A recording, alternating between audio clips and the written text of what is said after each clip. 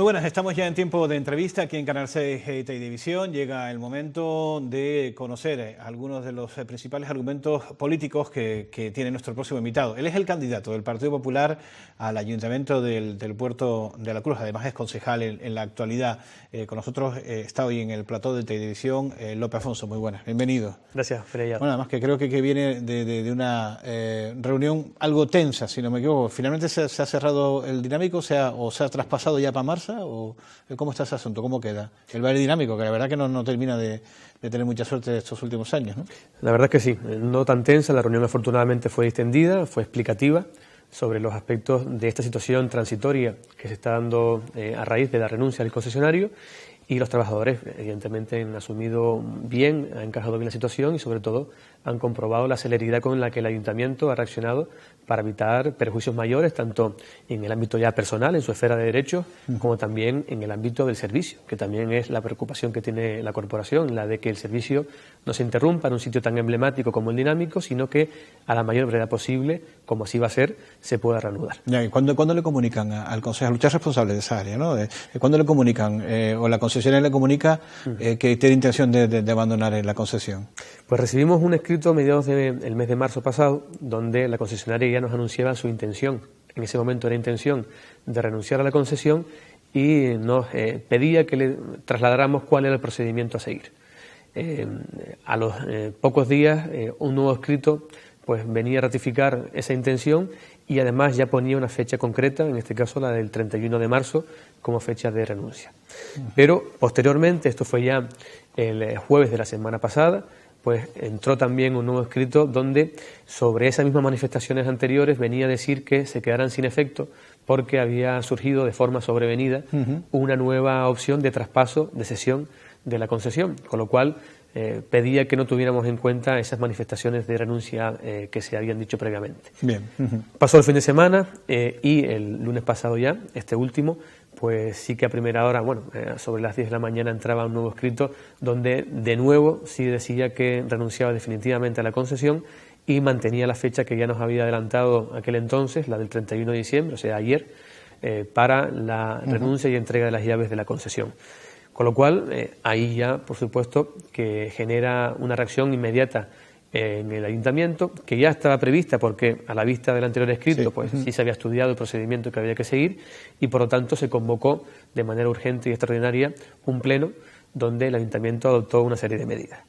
Esas medidas pasaban, por un lado, por manifestar la renuncia, consecuentemente iniciar un procedimiento de resolución del contrato, resolución del contrato que se basa en un incumplimiento culpable por parte de ese concesionario, que viene a ser fundamentalmente, pero no el único, el hecho de que deje de prestar anticipadamente el servicio que tenía contratado por 10 años con el Ayuntamiento y que solo ha consumido 2 años y medio aproximadamente, y también se prevén las consecuencias sobre los trabajadores que habíamos adelantado antes, que ante la posibilidad de que se quedaran en una situación de limbo jurídico los trabajadores y por lo tanto con una aparente desprotección, el Ayuntamiento asumiera, por eso era necesario que fuera el Pleno quien se pronunciara, la gestión de forma cautelar del establecimiento a través de la empresa municipal Pamarsa y que esa gestión fuera directa, por lo tanto el Ayuntamiento a través de Pamarsa controlaría la explotación durante el tiempo que tarde en sustanciarse ese expediente de resolución del contrato.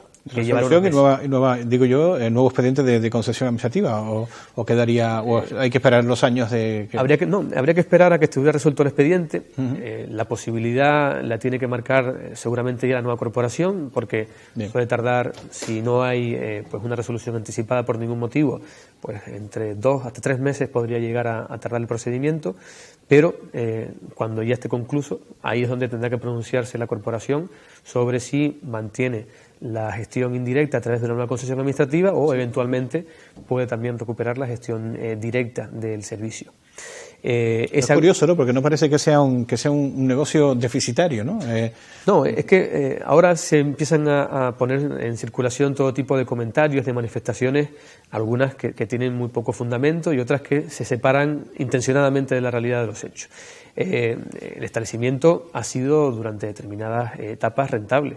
Luego, circunstancias de diferente índole la han convertido en general en deficitaria o han creado unos determinados riesgos en la explotación que han incidido en el servicio finalmente. En este caso concreto, en la concesión que se otorgó a partir de octubre del año 2012 a la UTE Dinámico, ahí pues en 2 años y poco la evolución de la explotación inicialmente fue razonablemente buena y a raíz de determinadas decisiones de índole empresarial, donde el ayuntamiento no debe intervenir porque la concesión se otorga, como en todos los casos, a riesgo y ventura del concesionario. Evidentemente que es quien gestiona, ¿no? Y quien gestiona bajo su libre criterio de dirección empresarial. Dentro del pliego de condiciones, ¿no? Dentro del margen que le deja, por supuesto, el pliego de condiciones. En ese margen de tiempo, evidentemente, el ayuntamiento sí que veló por hacer un seguimiento continuo de las obligaciones principales que tenía el concesionario para con el contrato. Sobre todo porque tenemos un precedente muy claro que ya arrojó una situación pues lamentable para el ayuntamiento, como la derivación de más de 2 millones de euros de la Tesorería General de la Seguridad Social en concepto de cotizaciones impagadas por el anterior concesionario. Entonces, por supuesto que desde que se otorgó esta concesión se ha mantenido una política de seguimiento periódico de esas obligaciones de seguridad social y de salario que se ha mantenido al día hasta la fecha, por lo tanto, ese riesgo no se da en este momento. Y luego la otra obligación principal que tiene que atender es el pago, por supuesto, del canon. Aquí tenemos un supuesto también específico, cuando asume el concesionario la explotación, cuando se le adjudica y firma el contrato, subsisten todavía deudas, obligaciones laborales que se han generado bien en la etapa del anterior concesionario, Ródano Tenerife, o bien... Que tiene que asumir el actual, el nuevo concesionario. Que tiene que asumir el ayuntamiento como responsable solidario. Vale. O bien generadas también en la etapa de gestión transitoria que asumió también Pamarsa antes de otorgársele a UTE Dinámico. Esas obligaciones, de forma contractual y clara, el ayuntamiento las tenía que asumir. Con lo cual, al manifestarse ya iniciada la concesión y estar también obligado solidariamente, porque se amplió la demanda de los trabajadores a la nueva UTE, porque el ámbito laboral lo permite, teníamos 2 opciones: pagarlas directamente al ayuntamiento, como era su obligación, o la que ofreció el concesionario de adelantar él el dinero. En un momento, además, de liquidez, pues de dificultad económica del ayuntamiento, donde no había liquidez para atender el pago de una sentencia de 151.000 euros, nada más y nada menos, el concesionario ofreció pagar adelantadamente esa sentencia por cuenta del ayuntamiento, para que a cambio el ayuntamiento se lo compensara del canon.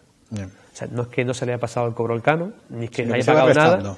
Yo pago y me vas restando del canon. Se compensaba porque adelantó una obligación que correspondía al ayuntamiento, no generada propiamente por la explotación de este concesionario. Eso conviene explicarlo porque... Por lo menos que les ha prestado el dinero. Sí, lo ha adelantado. Ha adelantado el dinero y bueno, pues luego se va restando de... Vale. Se han comentado por parte de la oposición que si responde a obras de mejora, mantenimiento que se habían hecho y que por eso no he pagado nada. No hay nada, es sencillamente eso. Eso, hizo obras, pretendió compensarlas, le hemos reconocido que algunas sí eran compensables, pero no las justificó nunca, con lo cual no le hemos acordado ninguna compensación por ese concepto. Lo único que se ha compensado es esa sentencia que correspondía al ayuntamiento asumir. Y a partir de ahí, una vez cubierto ese importe de 151.000 euros, todo lo que excedía de ahí en concepto de canon se ha pasado al cobro. Claro. Y ha seguido el procedimiento recaudatorio. Si en vía voluntaria no se paga, pasa al consorcio de tributos y se recauda en vía ejecutiva. Ahí están, han generado además sus intereses, y esa reclamación de ese canon que no ha pagado ahora formará parte de la liquidación de la concesión. O sea que se va con algunas deudas entonces. Se ha acumulado deuda, se le va a añadir... ¿Sabemos el importe aproximado aproximado en estos momentos? Este momento lo que está en concepto de canon pendiente de pago en el consorcio supera los 200.000 euros. Supera la cantidad exacta, ahora no la sé de cabeza. Aproximadamente. Supera los 200.000 euros y habrá que calcular también los intereses de mora que se le acumularán por estar en periodo ejecutivo. Con lo cual, esa cantidad más la que se derive del concepto de sanción por incumplimiento de prestación de servicio, más el incumplimiento que supone el retraso o falta de pago en el canon, además tendrá como añadido la presunta indemnización que le corresponderá al ayuntamiento por la resolución anticipada del contrato. Claro. El ayuntamiento tiene una expectativa de cobro que alcanza hasta el 10º año de la concesión, al menos, y se frustra porque se renuncia anticipadamente por parte del concesionario, con lo cual esa indemnización habrá que cuantificarla ahora en este procedimiento que se ha iniciado de resolución de contrato. Ahí hay que dar audiencia también. Imagino que está regulada perfectamente en el pliego. Está regulado. En la ley, además de contrato del sector público, hay que darle audiencia, por supuesto, al concesionario al que se le rescinde, también a la entidad bancaria que prestó en su día el aval que se retiene ahora con este acuerdo y que si no responde con pues su patrimonio se retendrá y se incautará para hacerse cargo del ayuntamiento hasta donde alcance de esas obligaciones. Estamos hablando de un aval que ronda los 80.000 euros y que por lo tanto el ayuntamiento ya va a retener en su poder para garantizar al menos parte del pago que tenga pendiente. Ya. Bueno, ¿y en qué papel, en qué lugar quedan los trabajadores en estos momentos entonces? Pues en este momento, en base a ese acuerdo que adoptó el lunes el ayuntamiento en el Pleno, los trabajadores a día de hoy, esta misma tarde, han sido de alta en la Seguridad Social de nuevo por Pamarsa, van a pasar a explotar el servicio a partir de mañana jueves y a partir de ahí, mientras dure todo el procedimiento de resolución del contrato, seguirán prestándolo con regularidad. También las cantidades... ¿Están cobrando puntualmente los trabajadores o también existe alguna deuda con ellos? Hasta este momento los trabajadores nos han confirmado que han recibido, con cierto retraso, pero habían recibido también los emolumentos que estaban pendientes. Vale. También además se había comprometido a abonar el concesionario también el mes de marzo que acaba de terminar. Con lo cual Pamarsa asumirá a partir del siguiente mes las nóminas y ya desde hoy la seguridad social de los trabajadores.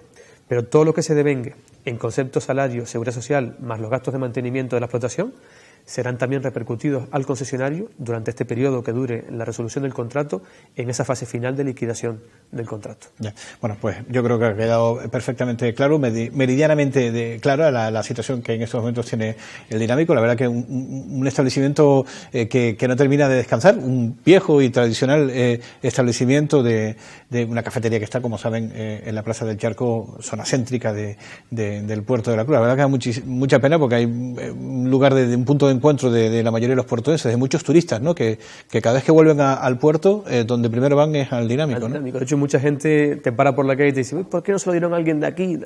Sí, esto se presenta a un concurso público, claro, en concurrencia, y donde la mesa de contratación... ya lo hubo, ¿no? Ya hubo alguien de...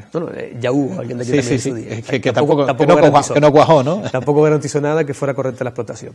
Pero en este caso... De hecho, se acumularon deudas también y de ahí vienen... Las más importantes que ha tenido el ayuntamiento en materia de concesiones administrativas, con mucha diferencia. Sí. Más de 2 millones de euros porque en su día las corporaciones anteriores, donde estaban precisamente los que ahora nos reprochan a nosotros una presunta mala gestión, una presunta porque los hechos son objetivos y tosudos, ahora se demuestra que fueron los que no controlaron esas concesiones en su día. Claro.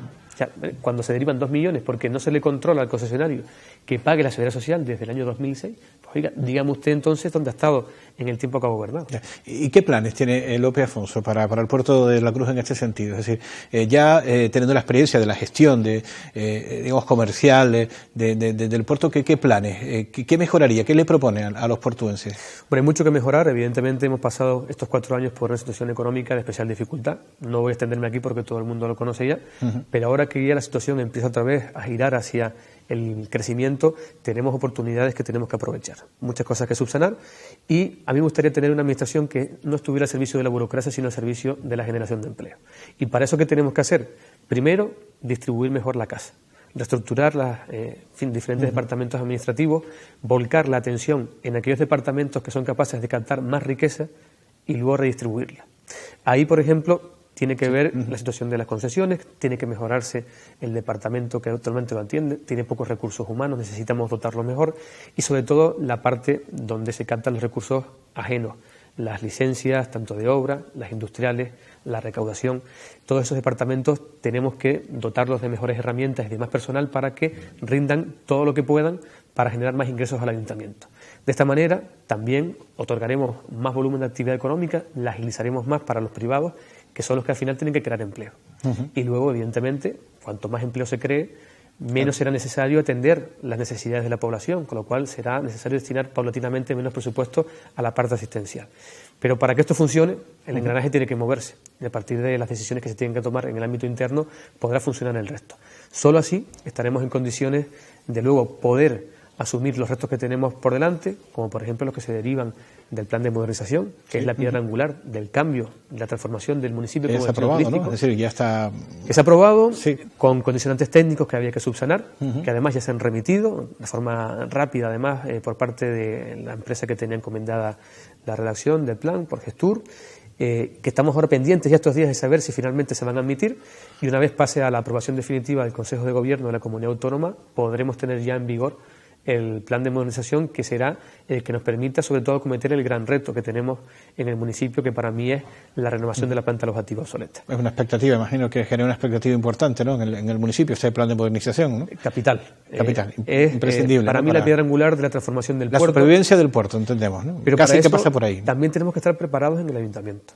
Claro. Porque cuando lleguen las solicitudes de licencia de rehabilitación de los hoteles, que seguro que van a llegar, tenemos que estar preparados para otorgarlas y no ralentizarlas nosotros en el ayuntamiento, para ofrecer facilidades a esos inversores que han esperado ya todo el tiempo que ha tardado la tramitación del plan de modernización y no impacientarlos para que no decaiga su interés.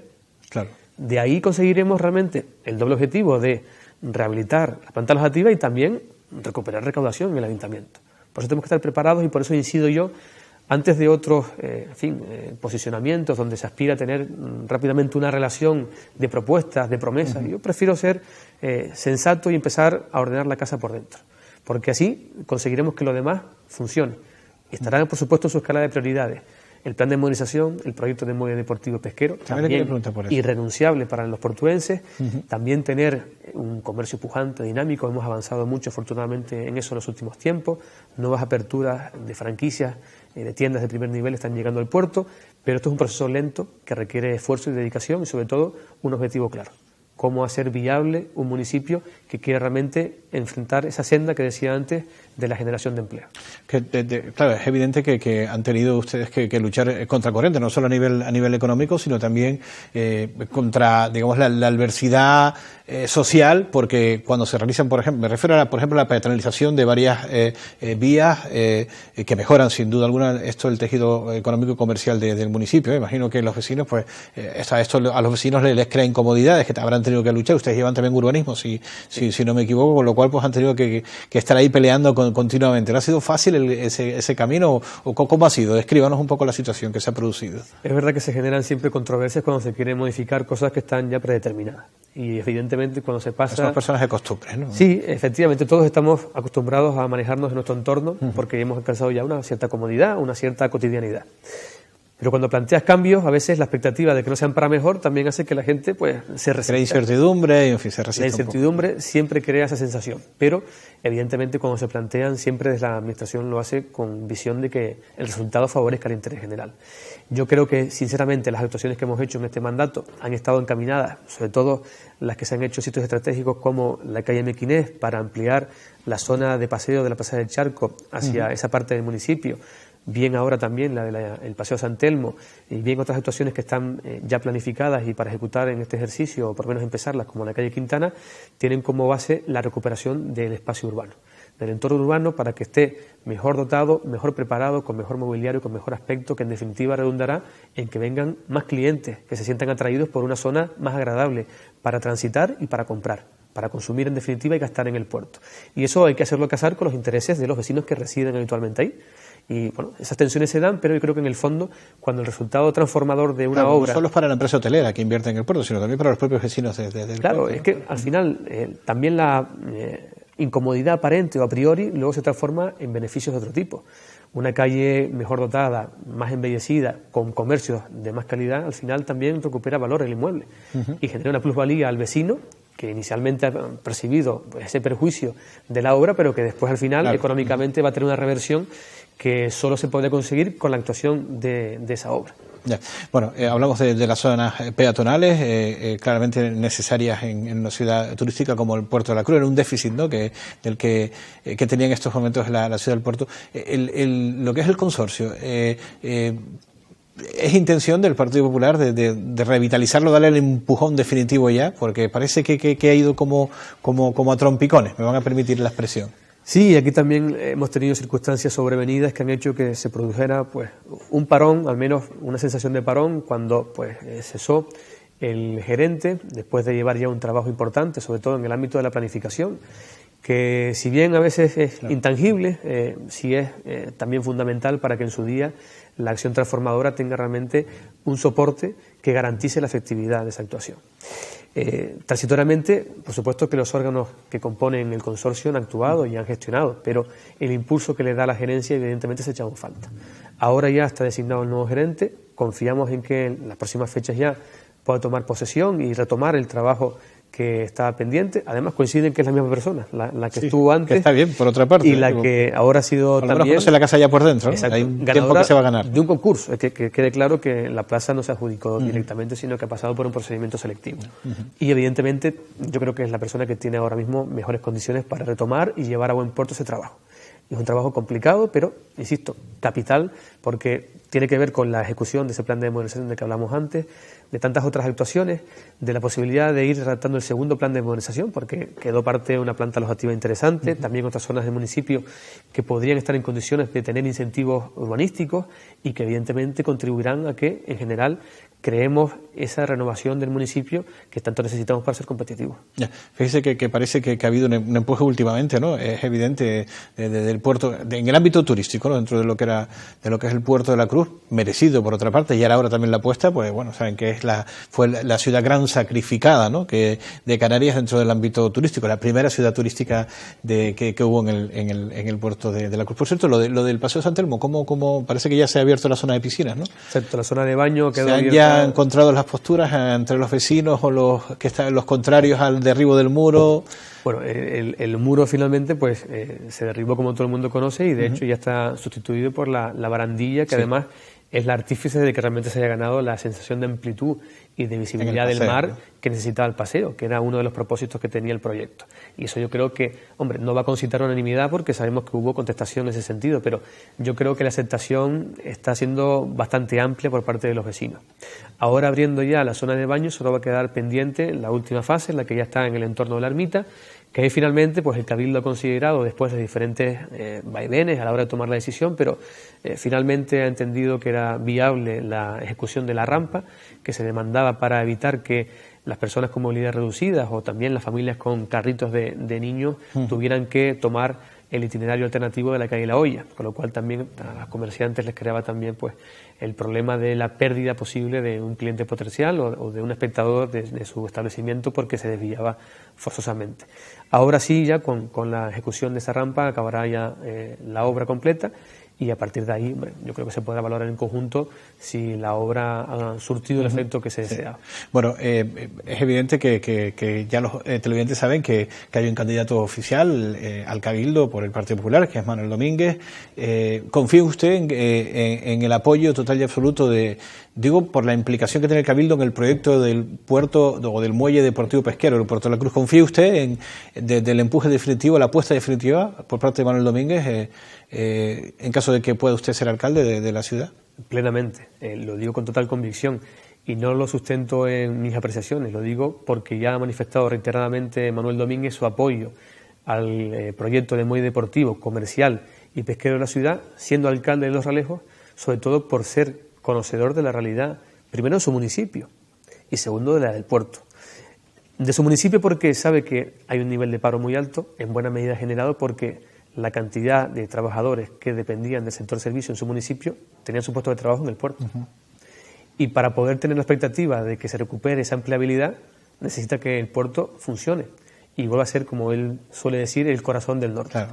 Y evidentemente, también como conocedor del puerto y ahora también como aspirante a presidente del Cabildo, tiene entre sus prioridades de programa electoral que este proyecto del muelle deportivo de la ciudad salga adelante. De hecho, lo conoce, ha estado siempre apoyando también al Cabildo como institución que ha asumido parte del proyecto en los últimos tiempos y además ha estado cerca también del proceso. Sabe perfectamente el proyecto que se ha encargado en ese pliego de condiciones que el Cabildo emitió para la zona portuaria y también sabe la evolución del proyecto en el estado actual y también sabe, por otra parte, de las dudas que se están suscitando.